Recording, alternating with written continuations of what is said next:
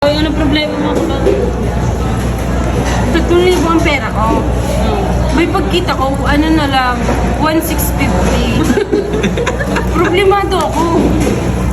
Saan mo rin kinuha? Dito sa bag ko. Baka hindi naman atakan yung wallet mo kinuha. Eh, ito wala nga. Magnanakaw. Ito wala. Ito wala ang pera ko. Nasaan din ang 500? Kinuha. Ikaw pala manilibre. Siya pala ang mangungupit. Sinira pa. Tito Arch, nasaan yung pangkapit? Ewan ko dyan kay Kulong. Sabi pa. Tanggalin mo yung pangkapit ng ano. Ay, sabi ni Kulot, sino kayo yung gulaw ng motor ko? Sira ang wallet ko. Yung pala, hindi pala aking wallet. Kailamera. Sorry na be. Akala ko kasi akong wallet yan. Mambibintang Ay, nalimutan ko. Nagpalagay ka nga pala. Hindi ko ganyan alam Hindi na ako magpapalagay kahit kailan. Akala siya lang lagi ang may gana rin pitaka. Lagay yung kasing pangalan. Hindi na nahalatay. Mas malinis naman ang akin kaysa sa kanya. Sabi niya. Oh, bago winasak pa. Ang dami ng pinagbintangan ni Kulot ha. Tatawag na ako sa amin na isang sinong nangialam ng wallet ko. Balik mo din na yung laman. Arin na nga lang ang pera. Mamaya. Tayo ni Kulot. Oh, balik eh. Balik ko eh. Mamaya. Ay, 350 ang amin eh. 1,650 Hoy, ang iyo lang. ay 130. Alay. Ang kinuha ko dyan. Magkano? 1,650. 1,650? Aba hindi, 5,650 lang pala. Talaga.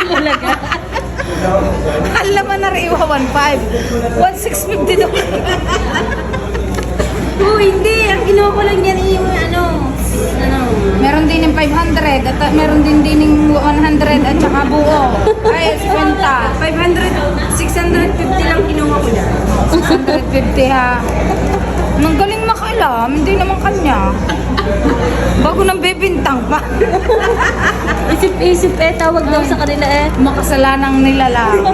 Basta na lang ng bibintang. Ayaw ko nang maghahanap kayo sa bag mo. Putlang-putla na si Kulot. Sino daw na nga alam ng wallet niya? Akin na yung iyong pandikit din yan sa pitaka mo. Hindi, nandito yata na ilagay ko. Nalulog-log ko.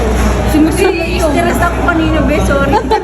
Pero sinira. O-order kami, hindi ako iniintindi.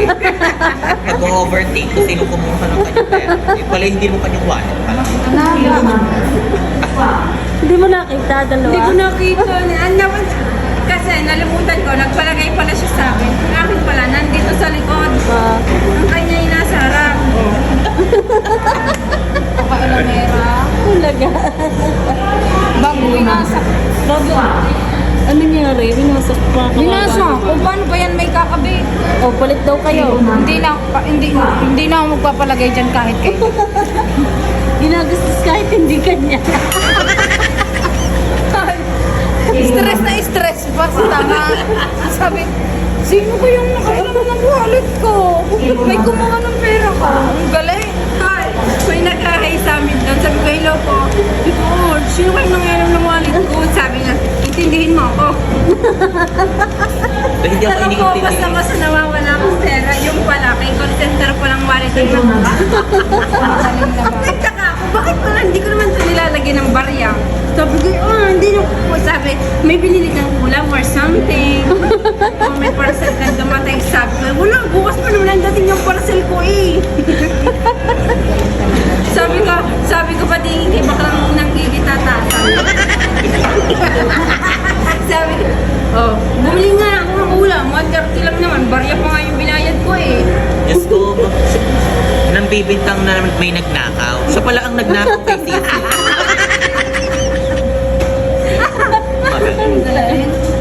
Ano mo gagawin?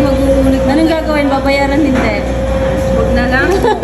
Oh, tama. Sana ba na yan ako? Salip na yung isa. Babayaran hindi. Mamaya naman, akala mo naman hindi babayaran ko eh. Babayaran hindi. Babayaran niya kita. Tatanggalin ko. Hindi, mamaya. Hanapin mo yun doon. Babalik pa ako doon. Pakailamera. Tinamo. Paano ko rin ngayon? Nakagayaan laan. Bikang ka. Parang iyong kipay. Bikang ka. Sa daming pira, hindi maalaman kung saan nilalagay. Ako na yung bayad mo. Puro nga ba rin. Mamaya na. Sino yung tangkap sa sino? Bayad mo na. Libre. Bayad mo. Hindi Bayad mo na. Mamaya naman, akala mo hindi mo kikita. Bay ako hindi makakatulog. Taka ka, pinakalman mo pang wallet ko eh.